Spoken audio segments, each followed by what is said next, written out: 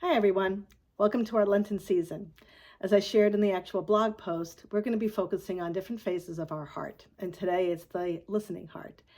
And I'd like to share with you a little bit about the room I'm in. This is our living room. I want to say formal living room. It's more the fact it doesn't see a lot of activity living room. I don't know if all of you have a room like that at your home, but we do here. We see a lot of activity during the holidays when all the children are home.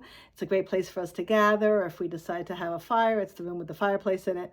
But other than that, it doesn't really see much activity, except for when I decide that I need some quiet space. So when we talked about our listening heart, we decided to take a look at three pretty critical areas. One of them is quiet, that when we want to have a listening heart and listen to God, what God has to say for us, we need to be quiet.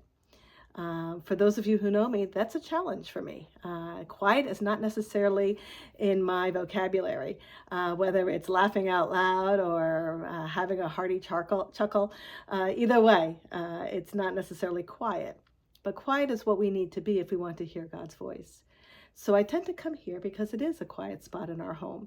It is a place where, again, doesn't see a lot of activity, and it's a nice opportunity for me to be quiet.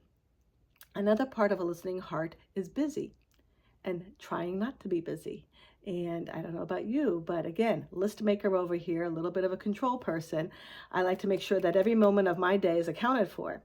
And so to not be busy and to actually try to schedule time not to be busy is something that I've tried to do. Most importantly, when I need to listen to God, and I'm trying to do that on a much more regular basis. And I think, again, that third part talks about a receptive heart. If we're going to listen to God, it doesn't mean that we're always going to hear what we want to hear. We're going to hear what God wants us to hear. And that's not an always easy thing for us to kind of digest. It's not always easy for me to digest. Many times the heart that we have to have has to be a heart that's open to being receptive to whatever God has to say. Again, his way is the best way, not mine. And so it's important for me to be in a quiet place, making sure I'm not busy in that quiet place, and to have a receptive heart when I want to hear what God is saying to me. He talks to us. He talks to us all the time.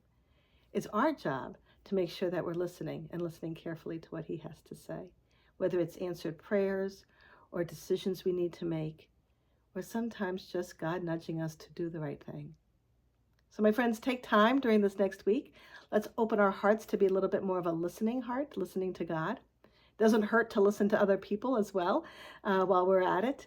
And I encourage you to spend some time with our Bibles and making sure that we really understand that that wonderful, wonderful voice is God reaching out to us.